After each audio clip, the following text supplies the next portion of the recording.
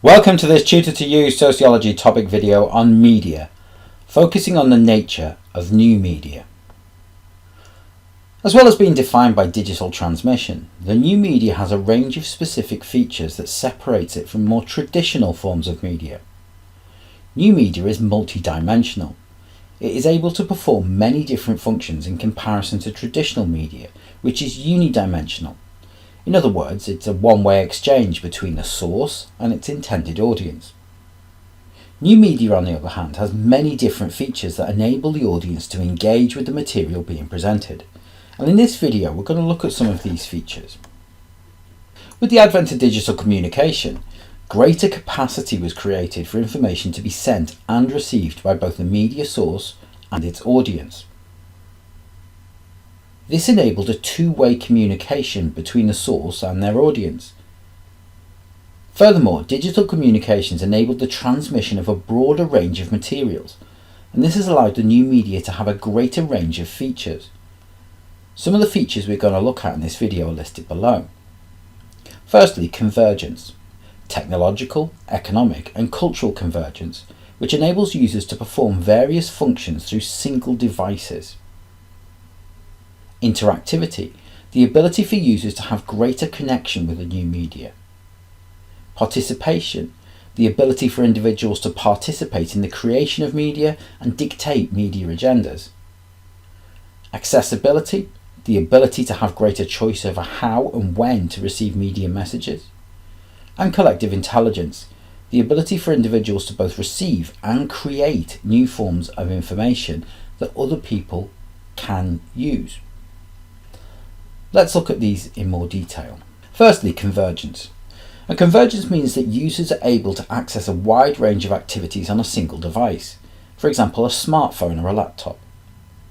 Boyle highlights that individuals are able to access the internet, take photographs, connect with others, do their banking and pay their bills, order goods and services, research articles, access maps, see weather forecasts, and generally plan their lives with one device.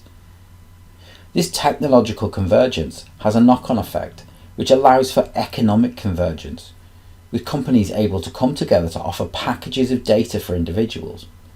We can see this, for example, through collaborations between internet service providers and streaming services. It also brings about cultural convergence, one which has created a globalized media that reflects the diversity of the audience using it. A further feature of new media is interactivity. The new media allows individuals to have more choice in how they receive media and what they do with it.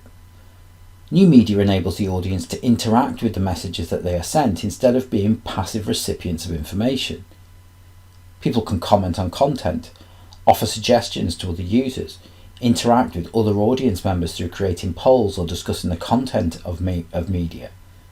The advent of streaming also allows greater interaction, not only through improving choice of how, where and when to watch, but also through the ability to dictate storylines in videos and games. Furthermore, information sent back by the audience enables the source of the media to set up personalised recommendations for individuals based on their preferences and viewing habits. The new media has also enabled people to become producers of content, with the growth of platforms such as YouTube, TikTok and Twitch, which enable people to share their content with a global audience. A further feature of the new media is participation. Users are now active. They're able to interact with others through social networking sites, but they can also participate through creating content for other users. Quizzes, polls, advice, activities. One such example is the growth of podcasts, with an estimated audience of 400 million people in 2022, which is around about 20% of internet users participating in the transmission of information. The new media also has the feature of accessibility, with many devices being capable of receiving digital transmissions, enabling individuals greater choice in how they access media. This can be through instant updates on world events, breaking news stories, sports reports, celebrity gossip and financial information. This global nature of new media increases our understanding of international events as well, with 24-hour rolling coverage and citizen journalism streaming images of events worldwide. For example, the recent conflict in Ukraine has been marked by many people sending images from Ukraine around the world for people to witness what is going on.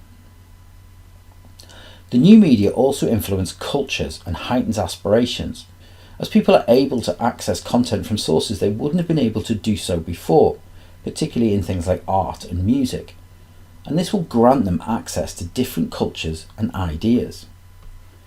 Finally, new media is based upon collective intelligence. Rather than a source dictating information to an audience, the new media encourages greater collaboration across different sites, and this enables individuals to understand more about the world they live in. An example of this growth of user-led information has enabled specialists to inform lay people of changes at a rapid pace, for example during the COVID pandemic. However, it also has a negative effect, because it can lead to the questioning of experts and a declining trust in traditional forms of media. People are more likely to draw information from social networks rather than news agencies, and this can be seen as being a feature of postmodernity. That concludes this Tutor to You Sociology topic on media, looking at the nature of new media. Thanks for watching.